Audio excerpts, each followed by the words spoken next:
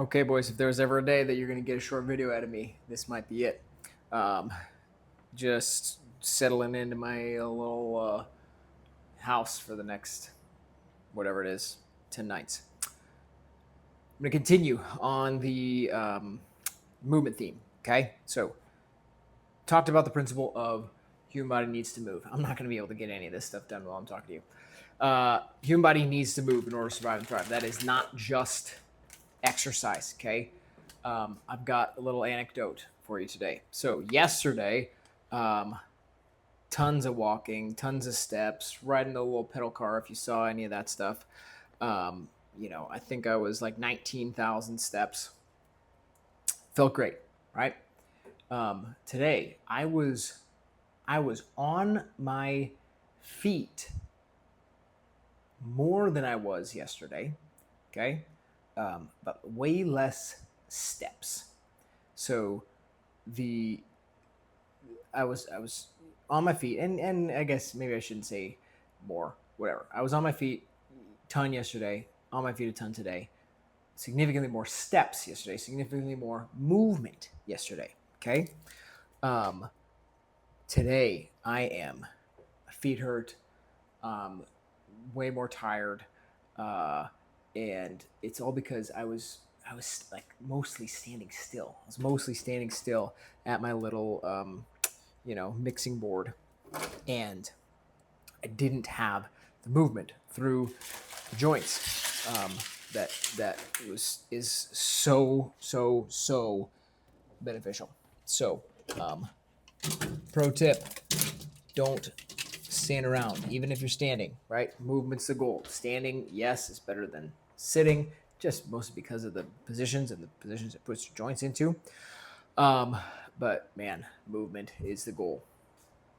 We're gonna follow up on um, David's David's little question about the steps and how he's feeling and whatnot, and kind of bridge this into um, second principle of movement. Okay, so movement as the category.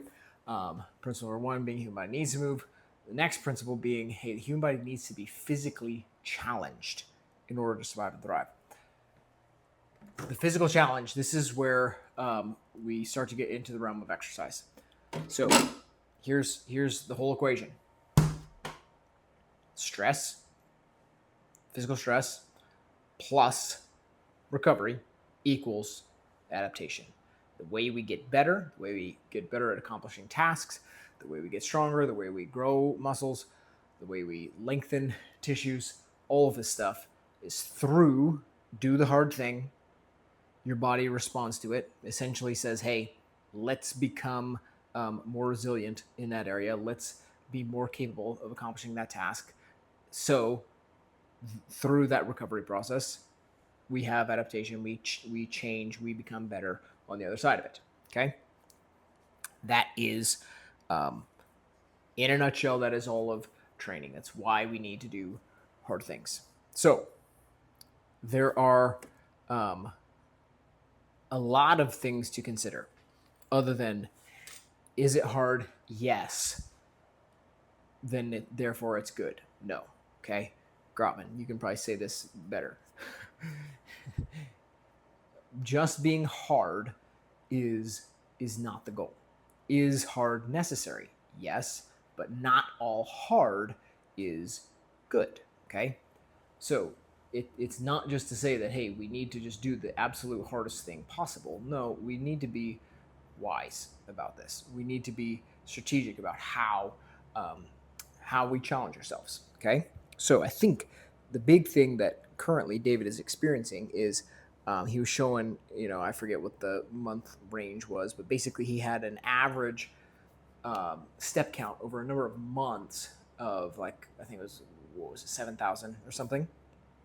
Okay, so to instantly have a 50% jump every day for, where are we at here, 14 days now, every day having a 50% increase on baseline movement. Okay, yeah, that was probably just a big a big step up in the challenge, right?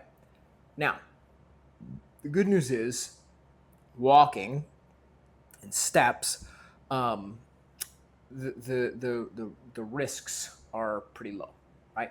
The risk of injury or something bad happening with accumulating more walking and more steps is it's pretty small compared to if we're talking about adding in tons of weight with squatting and deadlifting and bench pressing and all this kind of stuff, right?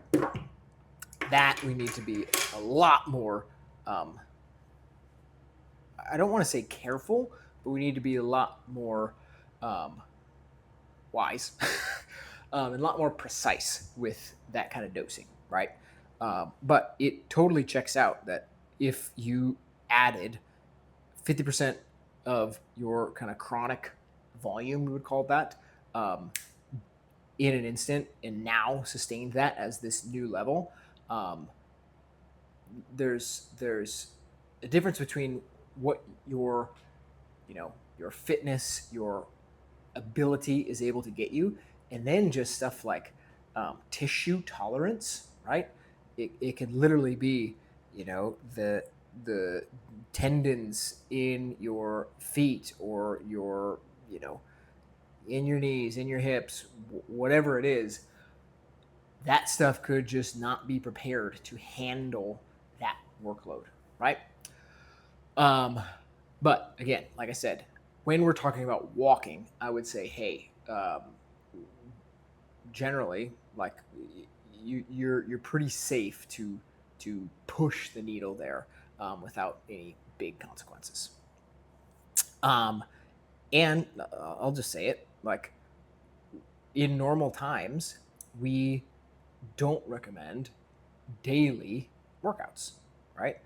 Even for the top athletes in the world, while they may do a crazy amount more on an average day, even they are still taking entire days without rigorous activity. Okay. Now, this is also not something that we are saying, hey, you should be doing this all the time. We're not recommending you eat meat all the time, meat only all the time. We are recommending you eat meat all the time. Dang it, I shouldn't have said it like that. In the same way, we're not recommending that you live your entire life doing hard, intense workouts every day. That's also not even the intent of this challenge. Knowing that we are working out every day, hey, if you're following the gym schedule, the Wednesdays and the Sundays, yeah, they should look different. They shouldn't look like super high intense efforts, heavy weights all the time, high volume all the time. No, it's like it should be paired with lower intensity stuff. It should be paired with, like we talked about, Sundays that are geared more towards enjoyment, but still, moving and active and all that kind of stuff. So, hope that's helpful to think about maybe how some of you are feeling right now. Tons more to talk about with movement. Before I go, I'll show you a little bit about my room here. So, where am I at? Oh, I'm not even at 10 minutes yet. Let's go. I stayed in the same hotel last year, and it was an awful experience. Freaking smelled like smoke, and it was terrible. I don't know if they cleaned up their stuff or if like I was literally on a smoking floor last year and now I'm on a non-smoking floor, but already it's way better. But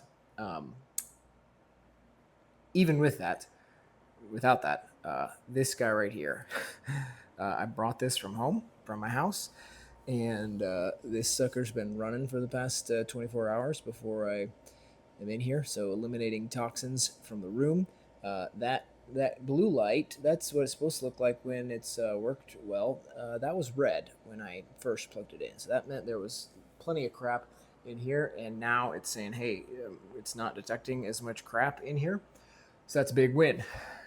I'm going to get this diffuser going again, some essential oils, and man, make this a nice little haven for me. Literally all I'm doing is showering and sleeping in here. So that's all. Okay, cool. Great work, gentlemen. We'll catch you for Veggie Week coming up soon.